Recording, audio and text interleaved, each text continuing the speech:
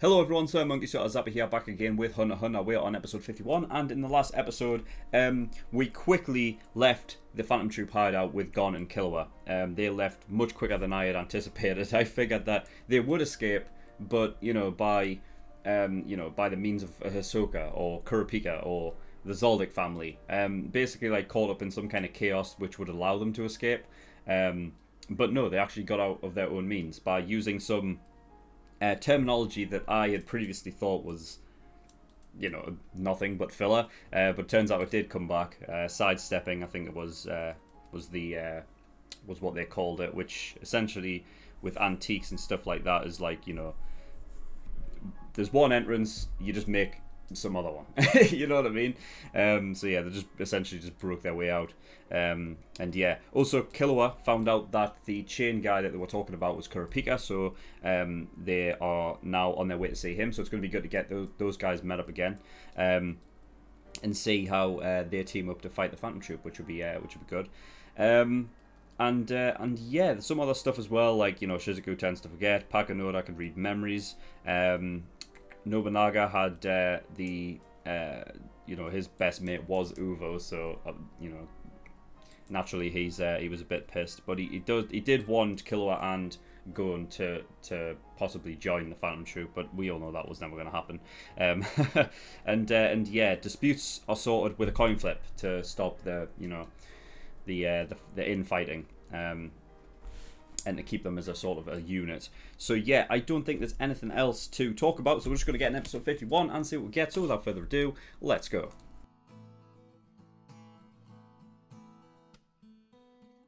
Okay, episode 51. Right, that was a very interesting episode. The reason why is, like, I think mostly it was Chrollo's episode. I feel like it was kind of like a sort of his perspective kind of thing, which was interesting and sort of nice to have, because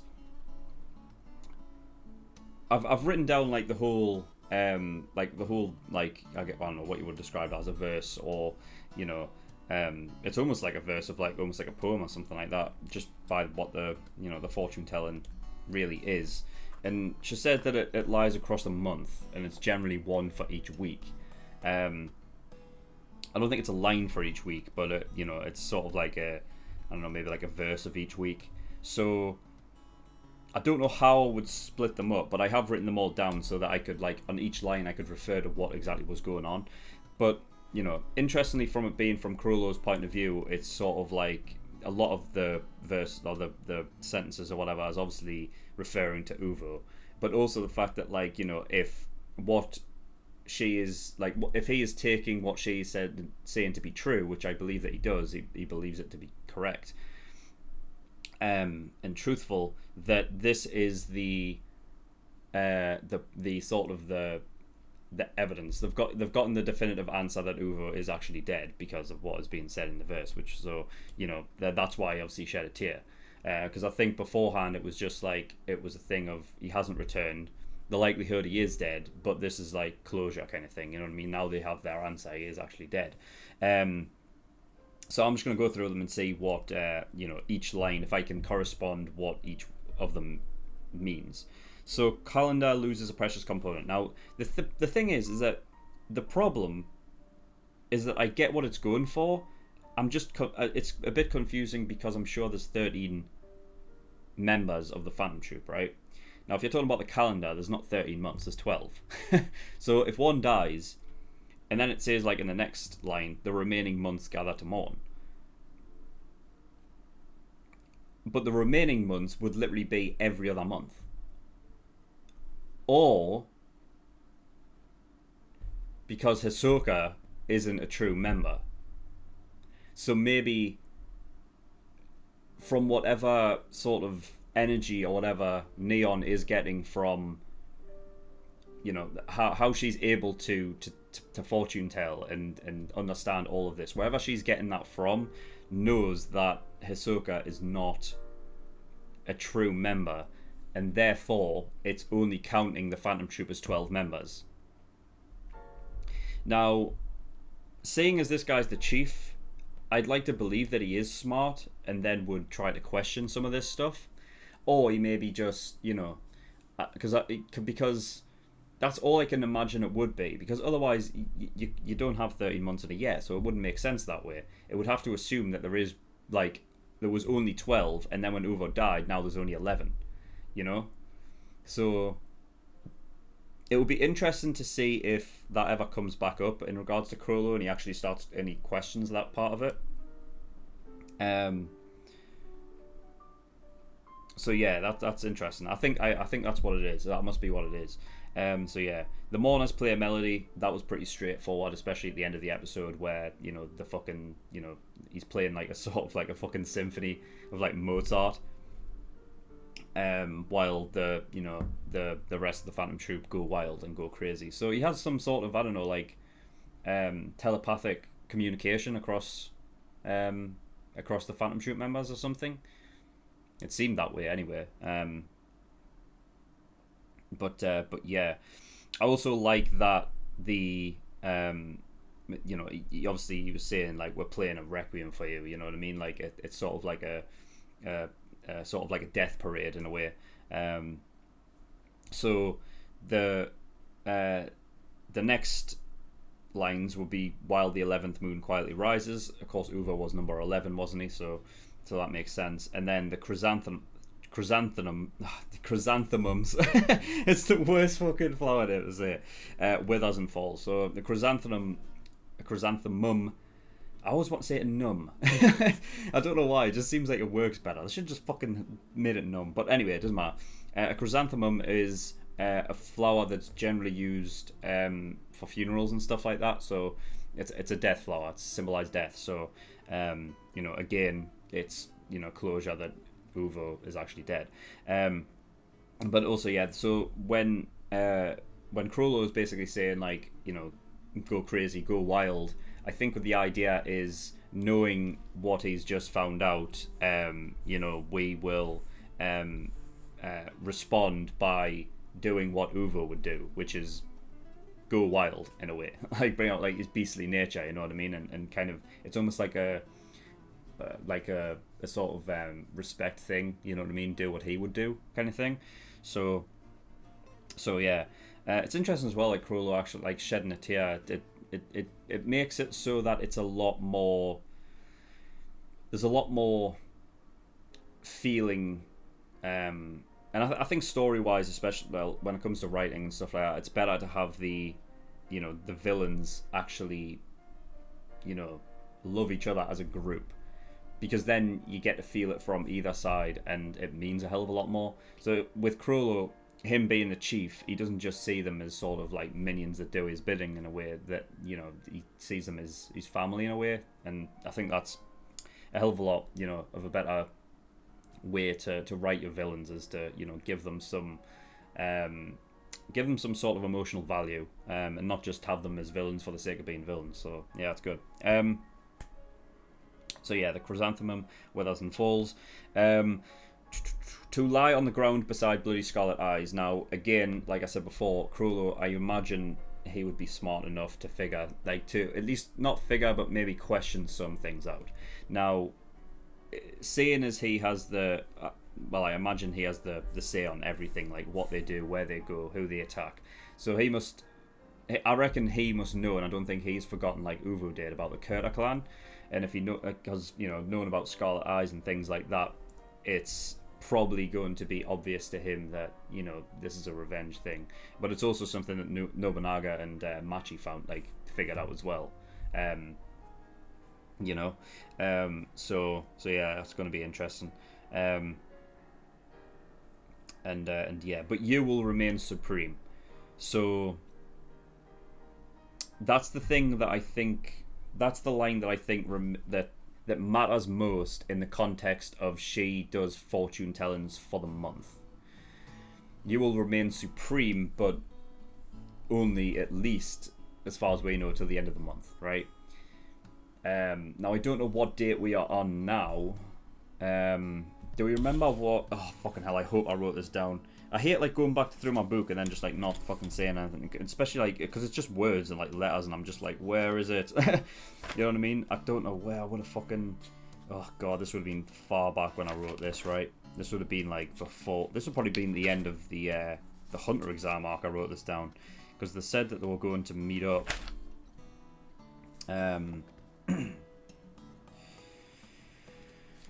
Oh God. Come on. I should have wrote this down.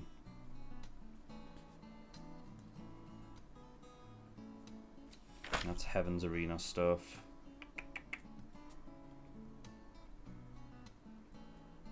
Real exam isn't over yet. It's got to be around here. It would have been episode 21, right? Because that's when they said they were going to meet up. And I didn't write it down. I didn't write it down. No! Just a waste of time, man. Oh, anyway, I don't know. Because at least from then, I could probably gather, like, exactly where we are in terms of the month and then how long's left. She did mention that the first week might have already been done, though. So I imagine we're in the second week. So the second week, so the first week was the present, right?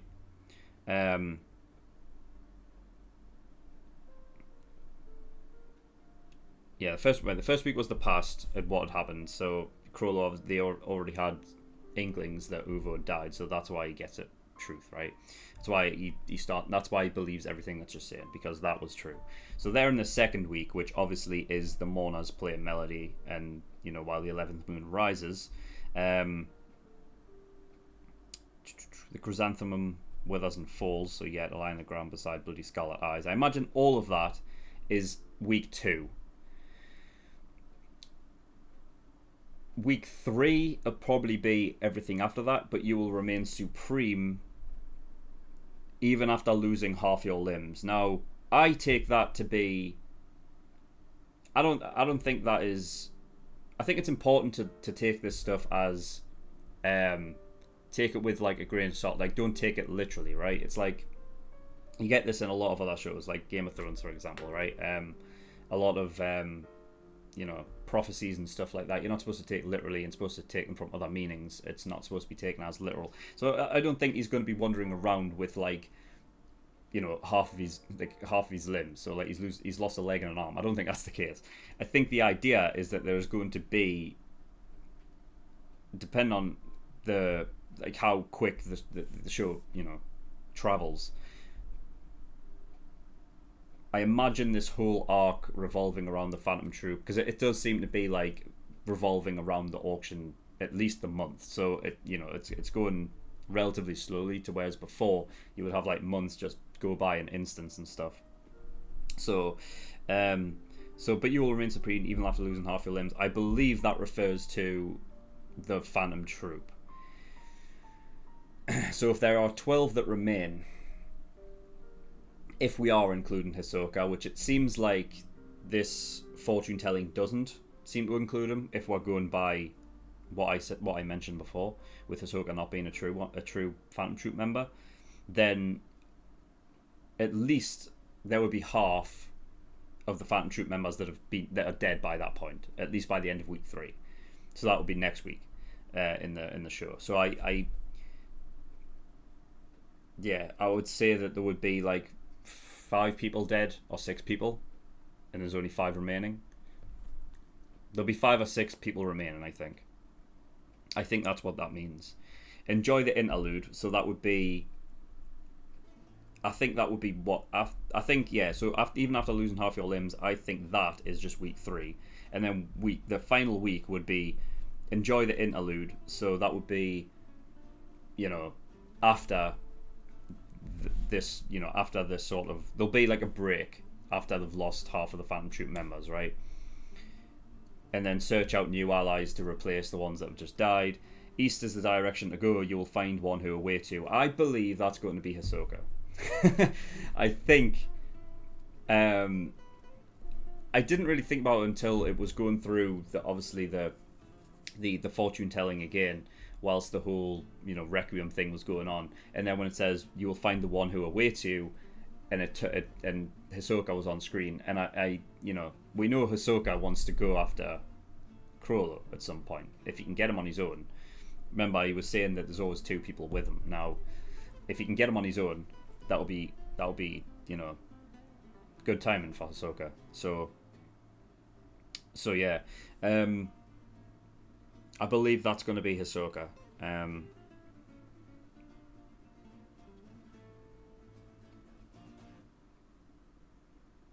Yeah, because I don't think search out new allies and then east is the direction to go. I don't think they correlate. I don't think searching out new allies means that you have to go east to get new allies. I don't think they. I think they are completely different like sentences. I think just search out new allies, full stop. East is the direction to go to find the one who awaits him, which will be Hisoka. It's not. It's not that he's not going there to find Hisoka as an ally. I think he's going there to find Hisoka where they will end up fighting. So yeah, that would be great. Like if Hisoka took out Chrollo, that would be awesome. But yeah, so that's that. Yeah, very interesting, very cool. So yeah. Other than that, the other notes that I wrote down: Neon using the disguise to leave for the auction. Well done. That was great. You know what I mean? Fuck's sake. I don't know how she got the information that the auction was still on. I mean, I don't know, because she doesn't know her fortune telling, right? She loses like old memory of it beforehand, so or afterwards, I should say. So you know, it's not like she could fortune tell her way. It's like, oh, the auction's still going on. It seemed like she was kept from it, but I don't know. Maybe she overheard someone. There's 9 hitmen. The 2 from the Zoldyck family, also using more from other places that we don't know of. 2 of them are already dead because Chrollo's already killed them. that guy, that one guy that got done in by the indoor fish. Oh fuck. That's nasty. That is nasty. It's such a crazy thing. Like made out of Nen, but it can affect you in a way that you are still alive as long as it is. As long as it you know, as long as you can see it. If it disappears, then you die. That's just crazy. You can't feel pain either, so you're just. God, that must be just. Oh, that must be terrible. But yeah. Light and Estrade. The guy's name's Light. I've never in my life. I thought that was completely like, you know, that was a thing for Death Note, and I was like, never. I mean, I remember when I first watched Death Note, and I was like, Light. That's an odd name, but you know, after a while, you kind of just ran with it. It's like, oh yeah, it's Light, you know, and it makes sense, and like you come around, and you're like, yeah, it is a name. But it's his name. You know what I mean? I never once like thought that like anyone else would be named Light, and if they were, I would find it weird. And fucking hell, there we go. His name's Light. Unless it's just a you know, a mafia like in thing, like, you know, secret identity kind of thing. But then why would you say Estrade after it? So I think it's his real name. We've got Chrollo's full name as well, which Lucifer. So I mean, I imagine there has to be a Lucifer thing there. You know what I mean? As in, you know, he's the villain, devil. You know, you get what I mean. There was also a familiar that was someone behind Neon, and I'm trying to remember back to when she was fortune telling in the car that one time, and I don't think it was there. Or it could have been, and that could be the thing that's given her visions and you know, being able to tell this stuff. Because I don't know. I don't know what's more obvious. Like, what would be the... Would it be more... I don't know if it would it make sense more to have been hers or Chrollo's?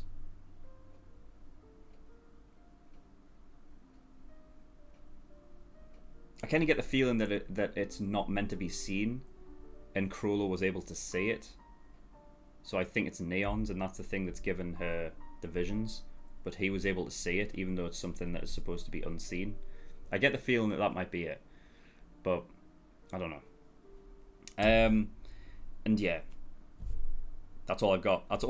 I wrote down, yeah, believes in ghosts, go wild. So yeah, he believes in ghosts, as in, you know, Uro being dead and stuff, and yeah. But yeah, that's all I've got. So yeah, really cool episode. Really enjoyed that one. Nice little different sort of in perspective and stuff. And yeah, that was cool. So I don't know what the fuck's going to happen next episode. I imagine it's really going to kick off. And I can't wait. I really can't wait. The assassins and hitmen are already, you know, fighting with the Phantom Troop, and 2 of them are already dead. So we're already down to 7. It's like, you know, all of those like no names. I feel like a lot of them that are a bit more generic probably don't stand much of a chance. That guy that's like got like the he's like, what was he? He's like got like red paint on and stuff, and he's like got like this sort of like black longish hair kind of thing. I feel like he's going to be decent. And then the Zolik family are going to be good. But yeah, I feel like the other ones might not have that much of a chance.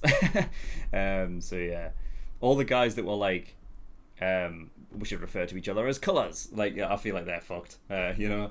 But yeah, this is going to be interesting, and I think it's picking up rather quickly. So yeah, very excited for the next episode. So that is all I've got for this one. So thank you for watching. In the description below, I've linked to certain things. Discord, if you want any information regarding my content, you can get yourself over there. I also have a Patreon as well, so if you do want to support me on Patreon, that'd be very much appreciated. There's early access tiers that you can get access to shows a week early, and you get 4 episodes of Hunt x Hunt every week as well.